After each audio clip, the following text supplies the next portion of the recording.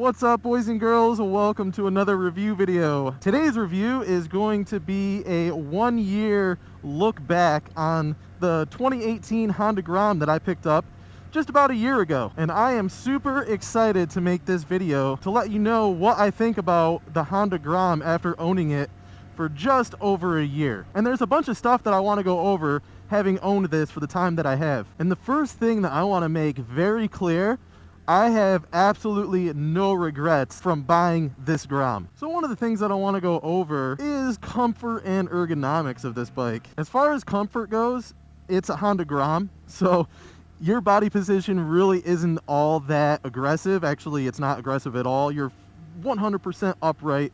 Your foot controls are directly beneath you, but I am not leaned over at all. I mean, the bars are literally, I don't have to reach for them at all. So body position aside, one thing to factor in when you're buying a motorcycle is how comfortable the seat is. And I have to say, for the 2018 Honda Grom, the seat is really not that great. Also, I mentioned where your feet are. Just to circle back to that, I do want to let you know that the 2018 Honda Grom comes with the rubber pegs. The ones that offer little to no grip. But just like the seat, there are multiple options as far as aftermarket parts for the Grom, including the foot pegs, but we'll go over that in a couple of minutes. So I'm in second gear. As you can see, the engine braking's not really that great. It's not really that strong at all. Granted, I was going down a hill, but it's really not that strong, It's not a strong bike to begin with, but just for those who are interested in the engine braking aspect of it. Now, as you can see, I am just cruising around my old hometown where I grew up. Obviously you wouldn't know that, but you can see that I'm in town, and that's going to lead me into this bike being much better in town than on the highway. And the reason for that is because a guy like me, 5'9", 205 pounds, this thing on flat land can get about 55 miles an hour. If I'm super lucky, I might have a little bit of wind at my back.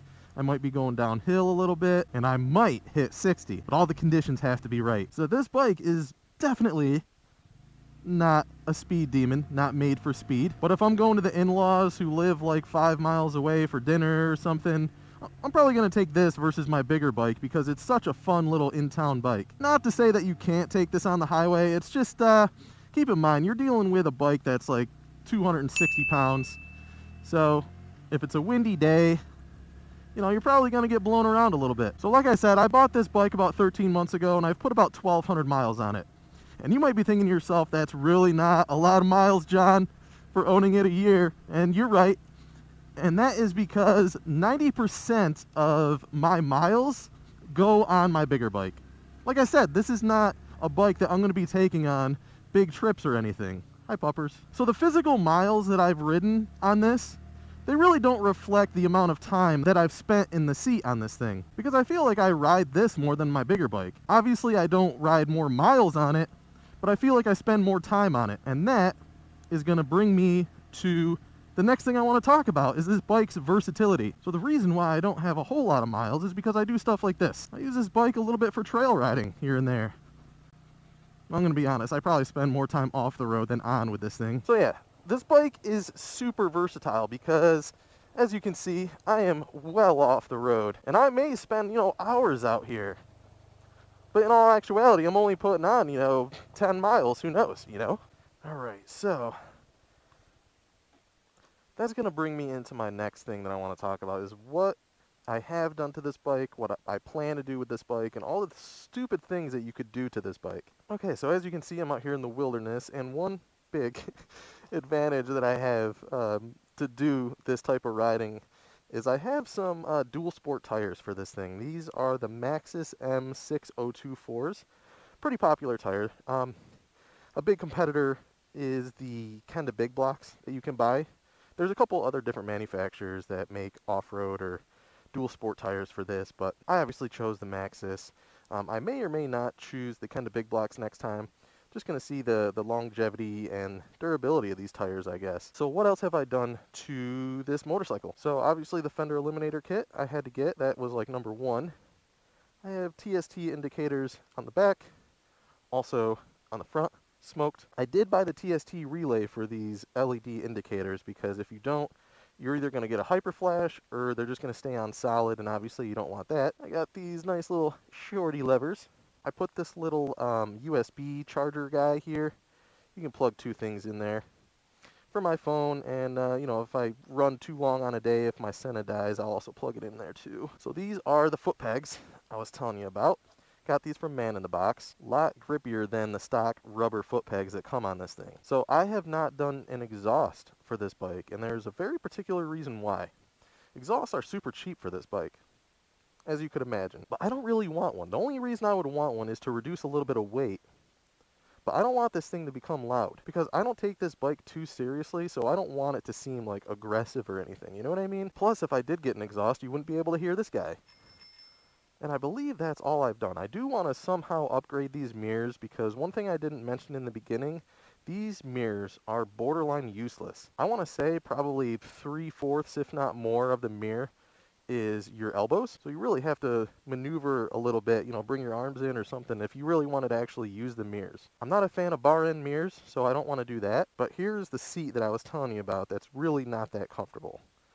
The little hump right here, I don't know if the camera will pick it up, but the little hump right here kind of pushes you forward a little bit. Now again, there are tons and tons and tons of different things that you could do to this bike, the seat being one of them. There's tons of aftermarket seats that you could buy for this. I just haven't read enough reviews or watched enough review videos to make a decision on which one I want. Now, one of the biggest pains about this bike is if you have to do any kind of maintenance on the back wheel or tire or anything, this little plate back here is essentially the chain tensioner, and it is a pain in the ass. There's not really notches right here to make sure that your axle is perfectly straight, but my wife did get me some NDS, I believe it's NDS chain tensioners that I have to replace these things with on either side. So plans for the Grom. First and foremost, I have it in the shopping cart, but a new chain is coming, sprocket. I actually bought a 500 pack of stickers, little random, but I'm going to sticker bomb the Grom. And like I said, I want to do something about those mirrors. And I'm not a big stunter, so obviously I don't have like the 12 o'clock bar or a sub cage or anything like that. I don't have a rear handbrake because I'm never at 12 o'clock. If I'm doing wheelies, they're like this much. I'm not good at wheelies. I'm pretty bad. But parts for this bike are so damn cheap. So if you do plan on like stunting this thing and you crash it a lot and you have to replace plastic or foot pegs or shift levers or whatever you got to replace, everything is like super cheap for this bike, which a lot of the Grom guys absolutely love for obvious reasons. Speaking of which, if you do buy a Grom, you will quickly realize how big the Grom community is. It's all about Grom life and Grom squad and all that good stuff. A lot of camaraderie with the Grom. So while we're stopped just looking at this thing, that guy right there, that horizontal position single cylinder motor, that thing is bulletproof. That thing is going to take all that you throw at it and not even flinch. Now, with that being said, you better maintain your motorcycle the way that you should. So one other pain in the ass about this bike, and any other Grom rider is going to know immediately when I say it. There's a reason why a bunch of memes exist for neutral on this motorcycle. You ever see like the Finding Nemo memes, and instead of Nemo it says neutral? Because it is a pain in the ass to get this bike into neutral. But to me, that really doesn't take anything away from the bike. It's a little annoying at times, of course, but it is what it is. You'll eventually find it. So another cool thing, I mean, maybe this is just me being biased or like a hobbyist photographer, but the bike's pretty photogenic. As you can see, she loves her picture taken. Ah! Ooh! Ah! Oh!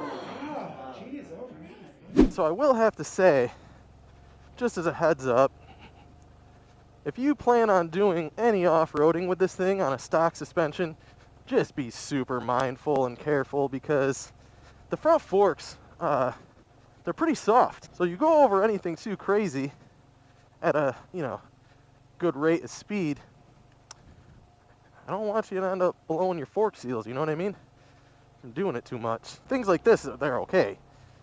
But you start going over like little trees or hitting jumps with this thing. So yeah, fun on the road and off the road. If you didn't watch my first ride review video of this bike, I will link to the video in the description. In that video, I strongly advise not buying this bike as a first bike. A year later, do I still feel that way? Absolutely. This bike is super underpowered and super underwhelming. But what this thing has going for it is its fun factor. I'd really hate to see a new rider go to the dealership and buy a brand new Grom and within 6 to 8 months get either disappointed or bored with it, because like I said in the beginning of the video, its max speed is anywhere between 55 and 60. My personal recommendation is to buy something used, first of all. As a first bike, I would never, ever, ever suggest to buy a brand new bike, ever. But the price that these brand new Groms are going for, you can buy a used Yamaha R3 if you want a beginner bike that could easily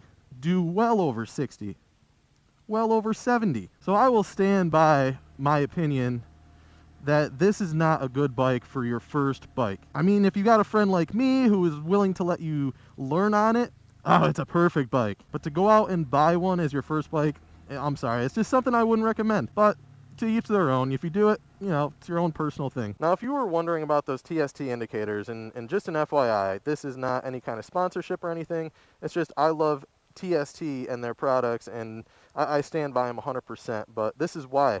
I don't know if the camera is going to be able to pick that up, but these things are super bright. You see what I mean about normal flash, no hyper flash or anything like that.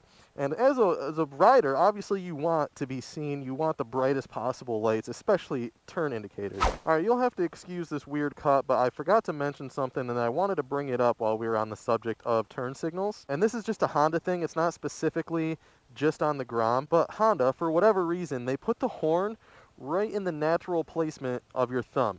So the signals are super down low down here. Okay, so your thumb's natural position is right here, and you have to kind of go out of your way to turn the signal on right there. Okay, so when I first started riding this bike, I found myself a lot of times beeping the horn when I meant to turn on or off my signals. So it's something to get used to. You do eventually get acclimated to it once you ride it enough. It's kind of like a muscle memory kind of thing. But I did want to just, give you a little heads up on it, but go ahead and jump back to the other parking lot. So the headlight is pretty cool. It's got that nice ice blue effect to it. The headlight on this thing, it's going to be another one of those things that's kind of pointless. Doesn't really make anything brighter. It just gives a little bit more light per se. Not specifically brighter, just more light. I don't know if that makes any sense. It's hard to describe. Like for instance, if you pulled up to your garage door and you turned your high beam on, it would just create another line of light actually below the headlight. It's kind of strange, but for what it is, the headlight actually does a fairly nice job at nighttime. It lights it up pretty well. Now, as you can see, in this particular case, I was able to find neutral. You're not going to be able to hear it because it's so quiet, but the bike is running. Just in case you were interested, this is what a stock Grom sounds like. I know, it's a beast. Anyway, folks, this has been my 1 year later review video of the 2018 Honda Grom. Hope you liked it. Hope it helped you out in some way. If it did, I would very much appreciate you if you go ahead and hit that like button. If you haven't already, subscribe to the channel for more motorcycle-related content. I, of course, am John.com, and I'll see you in the next video.